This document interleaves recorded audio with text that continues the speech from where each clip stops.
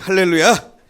예, 저희가 그 에스라 교회 관련된 소속을 맡고 그러면서 한 번도 못 왔어요.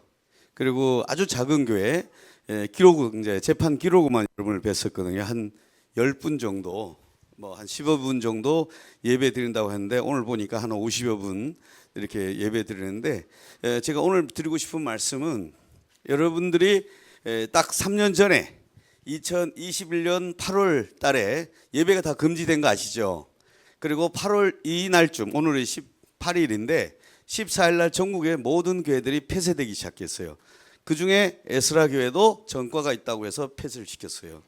그런데 이 에스라 교회가 제가 깜짝 놀란 건 큰 교회들은 그럴 수 있다고 생각해요. 싸울 수도 있고. 근데 작은 교회 중에서 유일하게 한 교회가 어디예요? 에스라 교회였어요. 그리고 에스라 교회 때문에 여러 교회들의 그 예배라든가 우리가 전면 예배를 금지시키는 그런 정책들이 다 변화되기 시작했다는 거예요. 그러면 제가 그때 여러분 뵀을 때 이제 우리 남궁 목사님을 뵙고 그랬을 때 어떻게 해서 에스라 교회는 이렇게 할 수 있느냐 그 의문이 가더라고요. 그랬는데 보니까 이 말씀에 에스라 학사가 얘기했던 제사장이 얘기했던 그 말대로 영적으로 성전을 다시 한번 회복하고 심령의 성전을 회복하고 하나님의 영광이 나타나기를 그걸 기대함이 있기 때문에 여러분은 이걸 계속하고 계신다 이런 생각이 듭니다. 그래서 제가 코로나 예배를 왜 한국교회에서 예배를 중단했을 때 그러면 대부분 교회가 예배를 드려야 된다 이렇게 얘기를 해야 되잖아요. 근데 모든 교회들이 예배를 안 드리기 시작했어요. 그 이유가 뭐냐 했더니 예배를 통해서 나타나는 영적 증상, 하나님의 임재, 지금 우리가 고린도전서에 있던 것처럼 성령이 나타나야 되고 교회가 능력이 있어야 된다는 거예요. 그것 때문에 많은 사람들이 특히나 불신자들 또 믿는 자들이 교회를 통해서 병이 치유되고 특히나 이러한 전염병도 하나님의 은혜로 치유된다는 이런 것도 있으면 절대 예배를 폐쇄하지 못하죠. 무슬림들이 예배를 중단했어요? 아무것도 안 해요. 그리고 더 코미디 같은 일을 저희가 이제 자를 보면 알겠지만 예배를 통해서 감염된 사례가 하나도 없어요. 그런데 한국교회 전체가 앞서서 뭐냐면 예배를 금지시켰어요. 그때 지하철, 마트 모든 건 다 오케이 됐어요. 근데 예배만 안 된다는 거예요. 그런데 목사님들이 거기에 대해서 저항을 하지 않았던 거예요. 근데 어쨌든 그걸로 인해서 한국교회가 10,000개 교회가 없었다고 하는데 어차피 교회가 회파되어 있습니다. 성전이 회파되는데 제가 오늘 짧은 말씀을 통해서 우리 영적으로 에스라 교회가 본질적인 사역, 영적인 그 사명을 잘 감당했으면 좋겠다. 특히 우리가 보이지 않는 성전을 만들었지만 그걸로 끝나는 게 아니라 하나님의 영광이 이 현장에 있어서 사인과 원더, 치유와 기적이 일어나는 그런 예배가 됐으면 좋겠다. 이런 말씀 드리면서 하겠습니다. 예, 보시면 이 첫 번째 저희가 가장 중시하는 것은 이 고레스 칙령이잖아요. 에스라가 시작되는 게 뭐냐? 고레스부터 시작되는 거예요. 여러분 잘 알아주시 이스라엘 백성이 멸망하잖아요. 720년은 북이스라엘이 멸망하고 586년에는 남유다가 멸망해서 다 페르시아의 포로로 끌려갑니다. 그 70년이 됐을 동안에 이 고레스라는 전혀 불신자가 칙령을 통해서 언약을 성취한다는 거예요. 제가 이걸 왜 그러냐면 어제 우리가 8월 15일이 무슨 날이에요? 1948년 8월 15일 또는 1945년 8월 15일 둘 다를 우리가 광복절이다 건국절이다 이렇게 논쟁을 벌려요. 그런데 우리가 광복된 게 여러분 이렇게 독립운동을 해서 광복이 됐습니까? 전혀 아니에요. 우리나라 광복운동을 한 게 아니라 결국 하나님께서 언약을 성취하기 위해서 여기도 이스라엘과 또 연관되어 있어요. 실제 이스라엘과 제2의 이스라엘 유대인 이스라엘과 대한민국을 만들기 위해서 유대인이 오펜하이머라는 사람이 원자폭탄을 만든 거예요. 그래서 일본의 히로시마와 나가사키에 폭탄을 터뜨려서 그 결과로 일어난 것이 뭐냐면 대한민국의 광복이 된 거예요. 해방이 된 겁니다. 또 두 번째, 건국도 어떻게 됐냐 이거예요. 우리가 남북과 갈라지면서 미소 공동회가 돼 있잖아요. 그런데 유엔을 통해서 만들어진 게 뭐냐면 우리나라 1948년 8월 10일 건국이 됐죠. 그것도 하나님의 은혜로 유엔이 보지도 듣지도 못한 나라, 그것도 이승만이라는 한 사람의 에스라와 같은 사람이죠. 그분의 그 기도와 그 응답을 받아서 건국이 된 거예요. 그러니까 결국은 우리 힘으로 능력으로 되지 않는다는 거예요. 이 에스라의 서의 주제는 뭐냐? 하나님의 언약이 성취된다는 거예요. 약속된 백성 반드시 이룬다는 거고 또 우리의 노력과 상관없이 한다는 거예요. 단 조건이 있었다는 거예요. 그 목적의 방향성이 있었다는 거예요. 여기 보면 고레스랑이 전혀 뜻밖의 사람이 성령을 듣잖아요. 먼저 음성을 들어요. 이게 일어난 게 이게 먼저 된 거예요. 하나님께서 고레스라는 제3의 사람에게 뭐예요? 성전을 건축하라. 유대인에게 이렇게 명령을 한 거예요. 그러니까 이게 뭔 소리냐? 라고 해가지고 거기 자기 노예로 있는 사람들한테 물어보니까 가서라니까 너희들 다 가서 성전을 건축하라. 이런 뜻밖의 제3의 칙령을 일으키는 거죠. 그것 때문에 모든 자들이 해방을 되고 성전을 가지게 된 거고. 그러니까 우리가 예수를 믿는 것도 예수님을 해요. 두 번째 고레스라 그래요. 예수님이 십자가에서 피를 흘려서 그렇게 됐다. 이제 이런 건데 일단 그래서 이 에스라 시장이 이렇게 된 거고요. 그래서 결국 이걸 통해서 영적으로 다시 재건되면서 하나님의 말씀이 언약이 다 이루어진다는 것이 건데 하여튼 요 이후에 이제 얘기를 조금 하겠습니다. 요 나중에 다시 하기로 하고 첫 번째 이 사건이 여러분 그 남궁현우 목사님께서 사실은 포기할 만도 하셨어요. 왜냐하면 8월 달에 우리가 대면 예배를 드리지 마라 라고 했는데 여기서 예배를 드렸죠. 그래서 벌금을 형을 받은 거예요.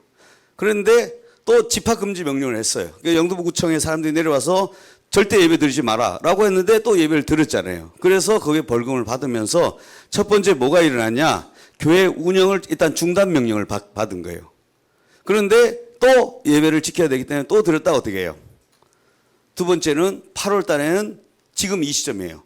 폐쇄 공고가 들어서 여러분 전부 다 여기 들어올 수가 없었습니다. 그 사건에 대해서 두 가지의 사건에 대해서 재판이 되는 거예요. 벌금 200만 원, 150만 원에서 이 사건이 됐는데 21년도 이 사건이 24년 7월 17일 날 이게 7월 17일 날 또 날짜 좋잖아요. 제헌절이잖아요. 제헌절 날 이게 선고유예를 받았어요. 그런데 그 전주에 어떤 일이 있었냐? 예배를 드리는 예배 자유를 위한 큰 로펌에서 다 예배를 드렸는데 이게 전부 다 유죄로 확정돼 버렸어요. 그런데 이 사건은 선고유예를 받은과 동시에 뭐가 됐냐? 이 선고된 게 면소된 거예요. 아예 기소되지 않은 걸로 되는 거예요. 이 사건은 사실은 100만 원 내고 안 내고는 큰 중요한 게 아니에요. 내도 되고 말죠. 그러나 이게 앞으로 이게 기준점이 되는 거예요. 이 대법원에서는 대면 예배를 금지한 것이 적법하다고 하면서 종교의 자유보다 공익이 우선하다 했기 때문에 앞으로 이제 감염병 생기면 전부 다 예배는 금지되게 되는 사례가 된 거예요. 그러면 또 저항할 사람이 생길 거 아니에요. 그때 저항하지 않았다는 거예요. 한국교회가. 충격적인 건 뭐냐면 예배를 통해 확산이 없는데 예배를 다 이렇게 그만두기 시작했다는 거예요. 그 문제는 뭐예요? 예배 중에 밥만 안 먹으면 돼. 그러니까 여기서 뭐냐? 금식기도 하라 하면 돼요. 밥 먹지 말고 차 먹지 말고 나가 그러면 돼요. 이렇게 조치할 걸 어떻게 했어요? 예배를 안 들어버린 거예요. 그래서 그 다음에 사실 제가 남궁 목사님을 처음 이제 뵙게 된 계기는 이렇습니다. 여러분 7월 달에 정부에서 그냥 한번 시범적으로 한번 이렇게 때려본 거예요. 교회를 전체 예배를 금지하겠다. 7월 12일 날, 21년 7월 12일 날 전체 예배를 금지시켰어요. 그랬더니 거기에 이제 예배 자유를 위한 그 교회에서 당연히 에스라 교회에서 했죠. 그런데 19명까지는 오케이를 해주는 거예요. 그런데 여기에서 문제가 뭐냐면 전과가 있는 경우는 안 된다 이렇게 된 거예요. 여러분 보시면 맨 뒤에 조항이에요. 이 에스라 교회는 방역수칙을 위반한 전력이 있어요, 없어요? 있었어요. 왜냐하면 그 전에 예배를 시켜야 된다고 했기 때문에. 그 다음에 집합금지를 위반한 전력이 있어요, 없어요? 있어요. 그런데 이게 사건을 의뢰했던 사람들이 전부 다 예배를 위반한 교회들이었어요. 그런데 19명, 이 규정을 이해하면 어떻게 해요? 19명을 허용하는 게 아니라 전부 다 예배를 금지시킨 거예요. 그러니까 에스라 교회, 운정 참정교회 고병찬 목사님, 이 교회 입장에서는 억울해요, 어느 억울해요? 소송을 했는데 한 명도 못하게 하는 거니까. 그래서 이걸 항소를 해야 되겠다는데 항소를 안 하겠다는 거예요. 그래서 내가 이 사건을 맡은 게 아니에요. 다른 단체에서 하는데 다 안 하겠다는 거예요. 그 중에 이제 고병창 목사님하고 그때 남궁 목사님 두 분하고 몇 분이서 이걸 항소를 하게 된 거예요. 이게 되게 중요한 거예요. 이것 때문에 여러분 그 이후에 정부의 정책이 바뀌기 시작합니다. 19명 했다가 49명 했다가 99명 했다가 30% 전체 출석률은 30% 했다가 나중에 전면 허용되는 그 과정에 저항을 한 게 바로 이 고병찬 목사님 교회와 그 또 여기 에스라 교회 이 두 교회예요. 그런데 교회 사이즈 치고는 제일 작아요. 예? 여기 그 은평 제일교회만 해도 어마어마한 교회예요. 3층 빌딩으로. 내가 가보니까 여기가 에스라 교회가 제일 작은 교회예요. 그런데 거기에 다이처럼 들이매고 싸운 거예요. 성인이 10명, 조사 기록이래요. 성인 10명과 애들이 예배를 드렸다. 이렇게 돼 있더라고요. 그런데 여기에 대해서 저항을 하지 않았던 게 문제였는데 이 사건을 이제 저희가 운영 중단 사건을 제가 은평제일교회는 제가 이겨줬어요. 사랑제일교회는 제가 안 맡았고 그건 기각됐고 월요일날 기각됐고 수요일날 제가 저걸 인정을 받았고 그러니까 이제 금요일날 여기서 했는데 여기가 그 운영 중단에 대해서 효력을 정지해달라고 했는데 기각돼 버린 거예요. 그러니까 그걸로 인해서 어떻게 해요? 불법이 되기 시작하는 거죠. 그때 이제 제가 그 서울행정법원 그 지하에서 처음 만났어요. 남궁 목사님 만나가지고 그렇게 해서 사건을 맡았는데 여기에 대해서 지금 항소를 해야 된다고 해서 항소를 시작하게 된 거예요. 근데 이 결정 때문에 계속적으로 저항할 수 있는 보통 2주 만에 끝날 사건을 이 고등법원이 언제 했냐 21년 7월 16일자 사건이에요. 이게 언제 끝나요? 22년 5월 3일 거의 10개월간 저희가 지고 있었어요. 왜 법원도 결정 안 했냐? 내가 판사한테 설득했거든요. 판사한테 이 말을 했어요. 판사 한 사람이 한 번에 어떤 판사가 19명 한다고 하니까 19명을 질병청에서 결정해 주는 거예요. 그런데 판사가 결정이 중요해야 안 결정해요. 중요하다는 거예요. 그래서 고등법원에서 그 얘기했어요. 판사님한테 내가 이 재판을 하면서 소송 중에 왜 꼭 예배를 대면으로 예배 드려야 되느냐 이걸 묻더라고요. 아니 안전하게 집에서 유튜브로 하면 되지. 그래서 내가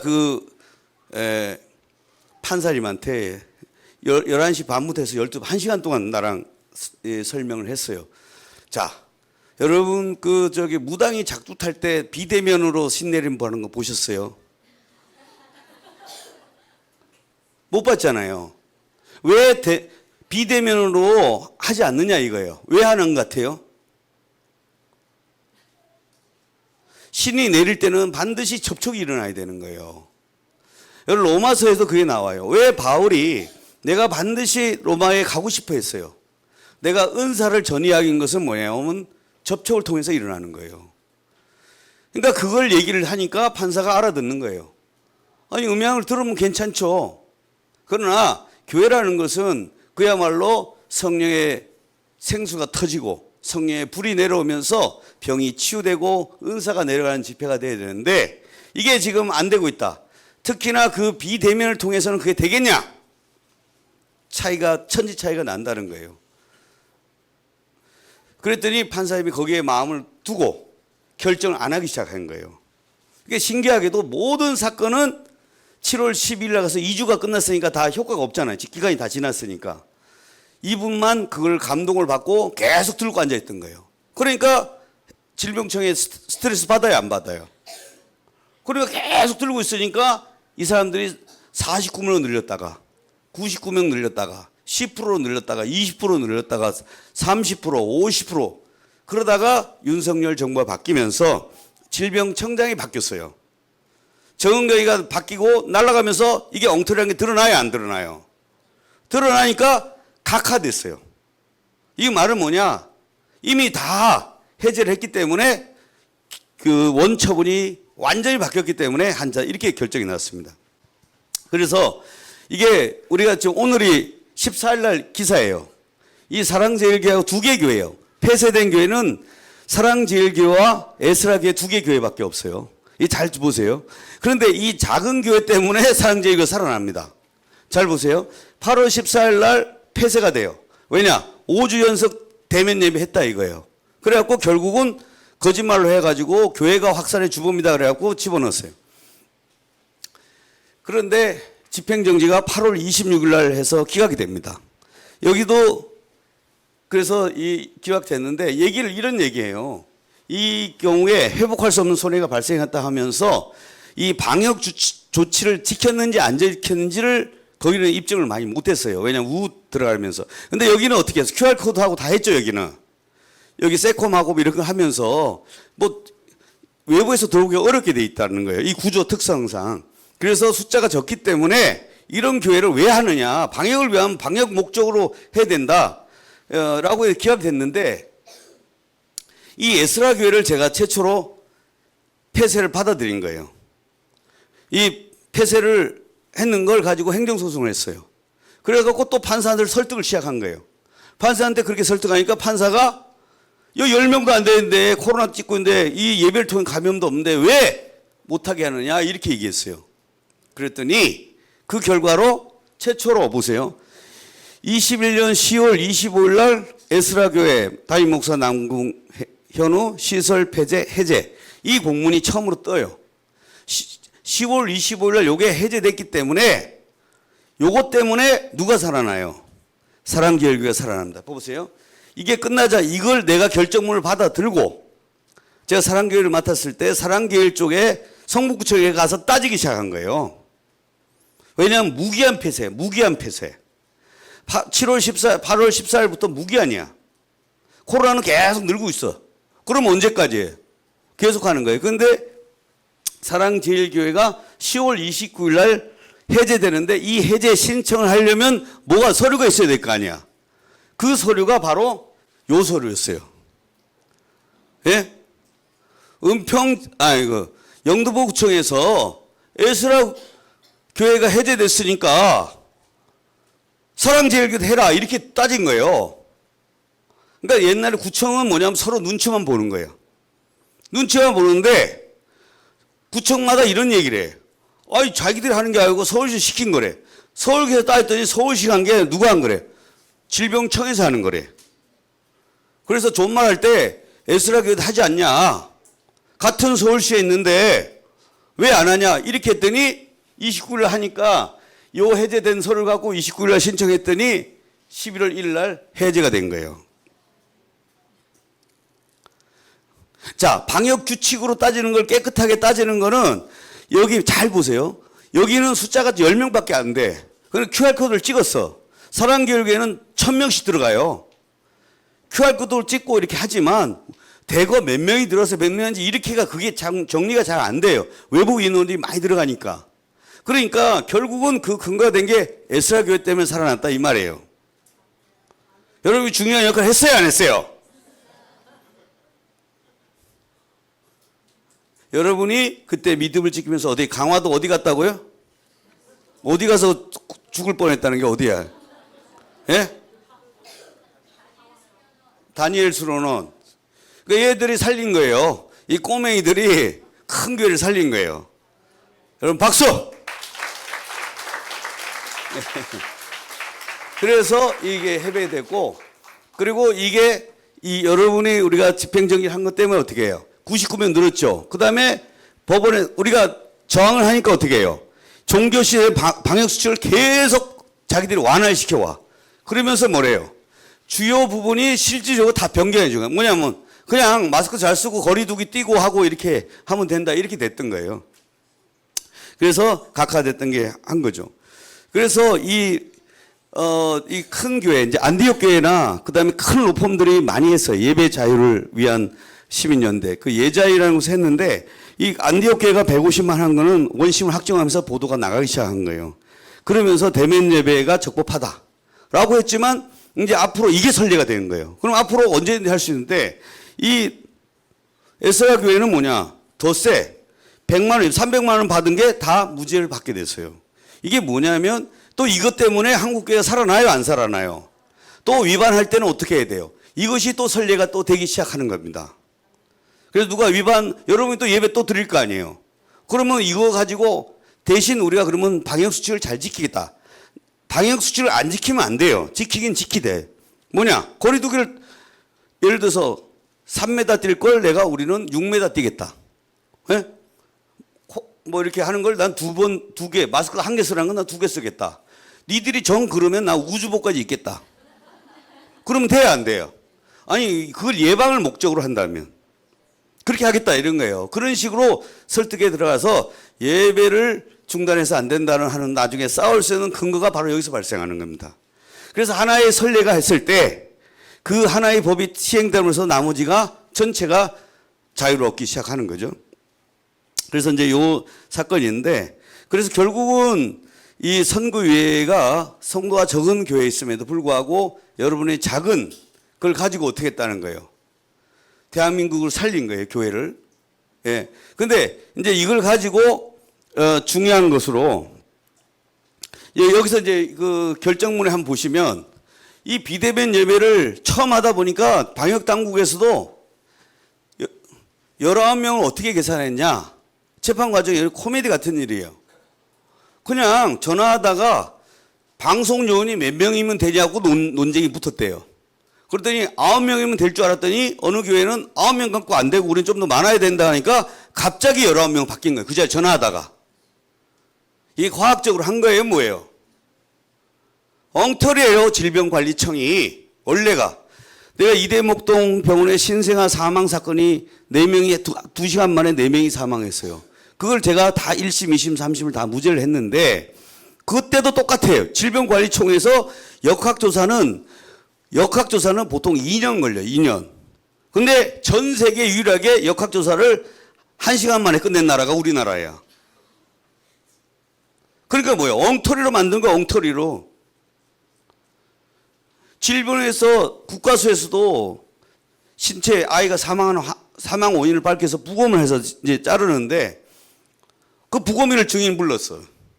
그랬더니 그 신생아 애가 심장에 심장 판막증이 있었어요. 그걸 왜 몰랐냐 그랬더니 너무 작아서 못 봤대. 아니 세포를 현미경을 보지 눈깔로 보냐고요 그걸. 그래가지고 그게 개박살 났어요. 그래서 질병청에서 한 것이 전부 다 엉터리라는 것이 이미 그래서 다 무죄가 난 거예요. 그 사건도. 그러면 여기도 질병청이 어떻게 하라는 거예요? 여기는 질병청이 웃겨가지고 정부에서 하라는 대로 답안지를 만들어줘요. 우리나라는. 물어보는 거예요. 뭘 원하시냐고 그랬더니 교회 예배를 금지시키면 좋겠다는 거예요. 정부에서. 그러니까 싹 금지시키는 거예요. 코로나에서 여러분 지하철에서 감염됐다는 얘기 하던가요? 전 세계에서 지하철 방역이 세계 1위예요. 지하철에서 한 건도 감염 사례가 없어요. 어디서 감염이 많이 됐겠어요? 전부 다 지하철에서 감염되는 거예요. 앞에 밀폐되어 있는데 여기서 마스크 쓰고 나면. 그런데 예배에서 감염됐다고 하고 그렇게 하는 것이 그래서 그게 정치적 방역이라는 거예요. 과학적으로 하는 게 아니고 의학적으로 하는 게 아니고. 그런데 더 큰 문제는 정부야 정치인들이니까 그렇게 하더라도 제일 중요한 건 누가 했지 그걸 잘해야 돼요. 예?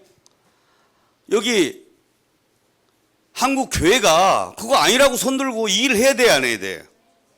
전부 다 먼저 자빠지는 거예요. 19명 했더니 너무 기쁘다고 환영 성명을 발표했어요. 예? 19명을 비대면 했더니 19명을 오케이 한 거예요. 그것도 소송 중에 했던 변호인들이 환영 성명을 발표해버린 거예요. 그러니까 질병청이 어떻게 하냐. 19명을 딱 맞춰버린 거예요. 그랬더니 소송이 들어갔어요. 그러니까 질병청이나 서울청 변호사가 뭐라 하는지 알아요? 저 사람 왜 이런지 모르겠다. 19명 좋다고 네가 그랬잖아. 그래 19명 해줬는데 뭐가 불만이야? 이렇게 나간 거예요. 할 말 있어요 없어요? 그래서 내가 그때 얘기한 거예요. 저분은 모르겠다 이거야. 우리는 항소를 했습니다. 예? 그거에 대해서 마음 안 들어서. 저기는 항소를 안 했지만 우리는 항소했어요. 그래갖고 싸웠던 거예요. 그래갖고 그걸 1년 반을 끌어놨던 1년 이상. 그 다음에 여기 보면 여기서 코로나 예배 감염된 게 있어요. 에스라 교회에서 감염되지도 않았고 설령 감염됐다는 지하철 타서 그래요. 쓸데없이 돌아다녀서 그렇다니까. 네? 예. 그 다음에 이런 변해가 지금 코로나 걸려도 처벌해요, 안 해요? 지금 창궐해도 지금 백신 맞아요, 안 맞아요? 안 맞잖아요. 난리 나요, 안 날라요? 안 나잖아요. 이게 이런 일이 벌어지는 게 예배에 대해서 기본적으로 한국교회 바라보는 그런 자세라는 거예요. 그래서 지금 이거에 대해서 제가 이걸 이제 그때 발표하면서도 그랬던 얘기 중에 하나가 그러면 이 사태를 보고 우리가 반성을 하고 해결을 해야 될 거 아니에요. 그렇잖아요? 첫째, 소송하려는 목적이 돈을 벌려고 하는 목적이에요? 이기려고 하는 목적이에요? 그럼 이기려고 전략적으로 해야 돼, 안 해야 돼? 네? 천국에 막 미친 사람처럼 소송을 막 벌리면 돼요, 안 돼요? 이길 때로 가서 딱 이겨야 되는 거예요. 어떻게 해야 되냐? 은평제일교회도 저희가 운영중단도 행정소송 이겼어요. 그건 왜 그러냐? 그 교회는 이 코로나 방역을 아주 너무 호텔, 병원보다 몇 배로 더 강화했어요. 그게 다 깨끗한 게 있어. 여기는 뭐예요? 에스라 교회는 QR코드 했잖아요. 그리고 그런 깨끗한 방역한 전력이 있어야 돼. 그걸 데이터가 있어야 돼. 첫째. 두 번째, 그걸 하는 판사가 조금 정치적이 아니고 중립적인 사람들이 있는 데 가야 돼. 그래서 서울행정법원에 들어가야지 광주에서 그걸 하면 돼요, 안 돼요? 광주는 이미 그쪽에서 선례가 돼 있단 말이에요, 그 사람들이. 그래서 아무리 억울하다 하더라도 전략적으로 누굴 내세워야 돼요. 선발대로 내세울 때를 이 법원인 재판이라는 것은 한 재판이 다른 재판에 똑같이 영향을 미친단 말이에요. 그래서 절대 함부로 재판하는 게 아니고 전략적으로 해야 된다는 거예요. 이길 만한 데서 때리기 시작해야 돼. 회의를 해가지고. 그냥 중구 난방으로 던지는 게 아니라 왜 그럼 중구 난방 그렇게 많이 돼? 사건을 많이 해야지 변호사가 돈이 되거든. 무슨 말인지 알아요? 과자를 많이 팔아야 돈이 된다 이 말이야. 하나 팔아갖고 돈이 안 되니까 도매금으로 막 이렇게 해서는 안 된다는 거예요. 그래서 전략적으로 해야 되고 그래서 여기 예배를 자유를 위한 모임이 하나가 있어요. 그리고 남궁현 목사님이 하신 단체가 있잖아요. 그 단체가 몇 명 있어요? 몇 없어. 실질적으로 거기 보도는 다 이겼다고 해서 그래서 국민일보라다 모든 보도가 전면 보도가 다 나간 이유가 그러니까 이게 타격을 줄 수 있을 만한 그런 소송을 해야 된다 이 말이에요. 그 다음 통일대회에 나면 그 다음 제일 중요한 거는 이 에스라서에서 얘기했던 에스라 교회에서 이름이 에스라니까 내가 얘기하는 거예요. 자, 본래 구약에서 성전을 우리가 돌이키는 과정에 그들이 노력해서 된 거예요? 아니에요? 아니라 그랬잖아요. 고레스 왕이 전혀 불신자라니까 이 사람이 자다가 꿈에 명령을 받아서 야 돌려보내 이렇게 해서 시작됐다는 거예요. 그러니까 전적으로 우리가 이것을 해결하는 것은 하나님의 은혜에 해당된다 이거예요. 두 번째, 그러고 나서 두 번째 뭘 해야 돼? 가서 성전을 회복해야 된다는 거예요. 그러니까 성전을 회복하는 것이 제일 중요한 본질적인 게 뭐예요? 여기서 성령이 나타나야 된다는 거예요. 여호와의 영광이 임재했던 것처럼 하나님의 영광이 구름에 뜨고 이렇게 하는 것처럼 여기도 우리 예배를 통해서 그것이 일어나도록 해야 된다는 거예요. 그런데 여러분들이 그냥 늘 드린 예배처럼 하면 기대가 있어요, 없어요? 없으면 어떻게 해? 그래서 그 예배를 준비해야 되고 에스라 교회는 이것만 준비할 게 아니라 앞으로 이제 더 하면 대대적으로 무너지기 시작할 거예요. 예? 이제 그게 한국교회에 나갔던 사람은 다시 돌아오기 어려워요. 왜냐? 예배를 안 들어도 된다고 예배 들어간 걸 마음에 이렇게 싫어하는 사람들이 많았어요. 가봐야 별 재미가 없는 거예요. 그런데 합법적으로 갈 수 있는 걸 정부가 뭐예요? 못 가게 해주니까 너무 좋아한 거예요. 이 원래 성령의 그 샘구는 우리가 성전을 만드는 것은 성전 만드는 것 자체가 목적이 아니라 그 성전을 통해서 뭐 해야 돼요? 하나님의 영광이 임재하는 그 예배가 그 성전이 되어야 된다는 거예요. 그래서 천사들이 왕래를 하면서 그 안에 갔던 사람들이 치유가 되면서 이것이 일어나야 된다는 거예요.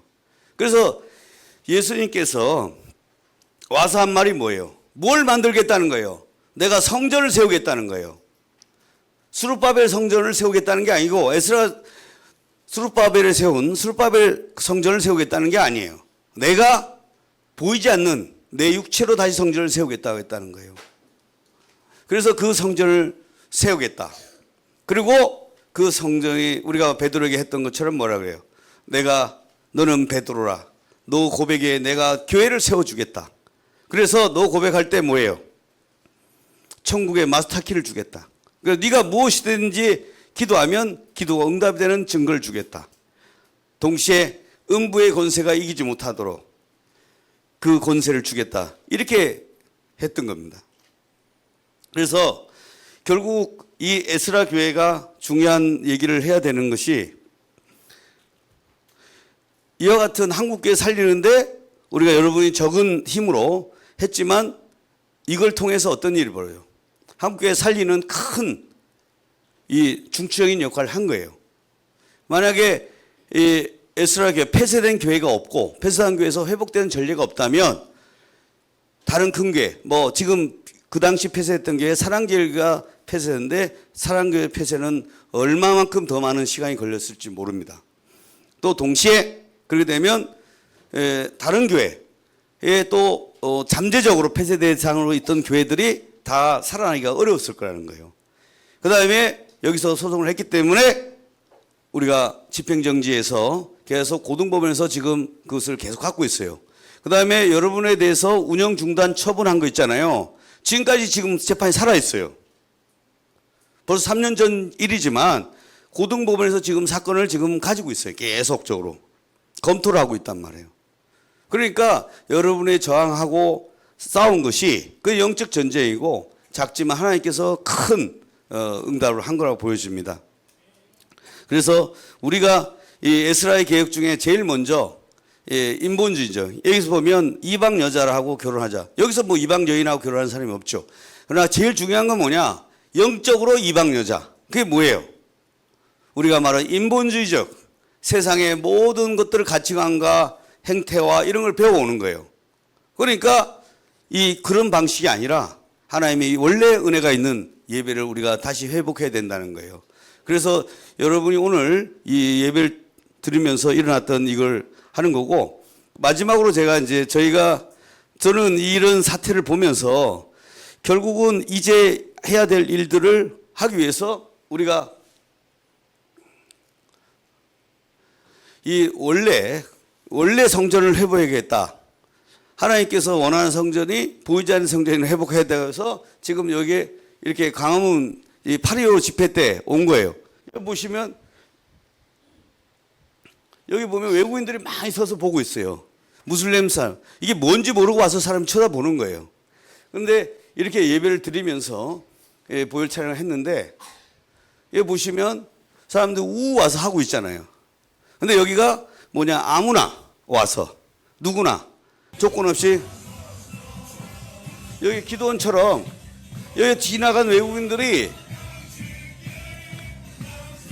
그래서 저희도 이 보이지 않는 성전을 지금 만들고 있습니다.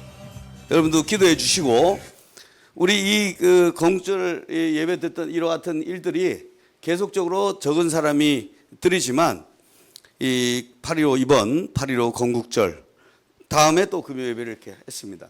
그래서 사람의 숫자는 중요하지 않고 중요한 거는 성령이 후원하느냐 성령이 나타나느냐 문제인데 에스라 교회는 여러분 코로나 시절에 여러분이 순수하게 했기 때문에 성령이 기뻐했습니까? 안 했습니까?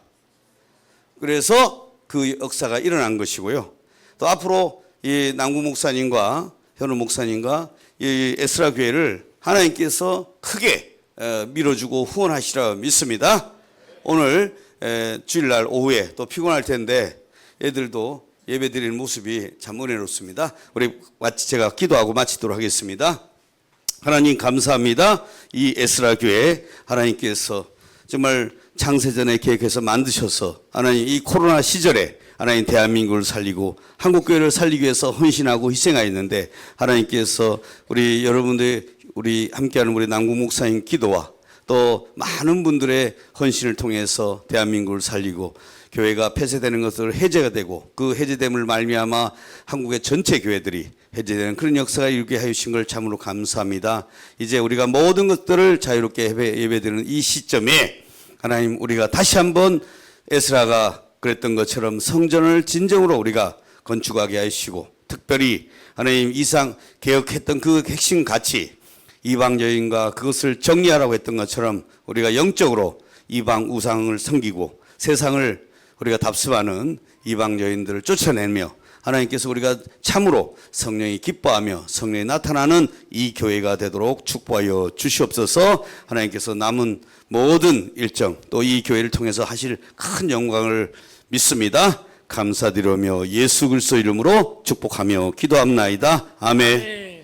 할렐루야. 이 시간 말씀 생각하면서 합심 기도 한번 하도록 하겠습니다. 이 시간 다짐 기도할 때 주님 우리의 지혜와 능력과 명철로 힘으로 재력과 체력과 학벌과 재벌로 하는 것이 아니라 하나님의 성령의 능력으로 우리가 신앙생활에 나갈 수 있도록 여러분 스스로 오늘 성령께서 깨닫게 하신 그 말씀 붙잡고 좀 기도했으면 좋겠고, 첫 번째는 감사 기도하길 바랍니다. 하나님 은혜로 우리가 자유롭게 예배할 수 있는 시대를 또 다시 열어주신 것 감사합니다. 또 이런 좋은 판례들을 남겨서 다른 뒤따라오는 그 교회들이 정말 순탄하게 주님께로 나아갈 수 있게 된 나침판 역할, 표지판 역할을 하는데 이 서울 에스라 교회를 작지만 사용해 주신 하나님 감사합니다. 나침판은 작지만 큰 방향을 알려주는 역할을 합니다. 저희 서울 에스라 교회가 작지만 그런 나침판 역할 감당하게 해주신 거 감사 기도하시고, 두 번째 회개합시다. 하나님의 예배를 내 마음대로 나답과 아비후처럼 다른 부를 드리고 홈리아 비느하스처럼 내 마음대로 고기를 건져 먹고 내 마음대로 아나니아 삽비라처럼 하나님께 드려야 될 헌상을 가로챘던 나의 잘못된 예배 습관들 회개하는 기도했으면 좋겠습니다. 세 번째는 간구하는 기도하시되, 이제는 예배의 핵심은 복음이고 복음의 핵심은 예수님의 피와 예수 그리스도의 살입니다. 우리가 직접 대면하여 성찬을 게으르게 했던 것들 우리가 회개하면서 이제는 주님의 살과 피를 실제로 성찬했던 초대교회 성도들처럼 우리가 공예배와 삶의 예배를 잘 분별하여 모든 삶을 예배로 드릴 수 있는 내가 되게 해달라고 우리 한국교회를 위하여 주님 한번 부르고 다 같이 기도하겠습니다. 주님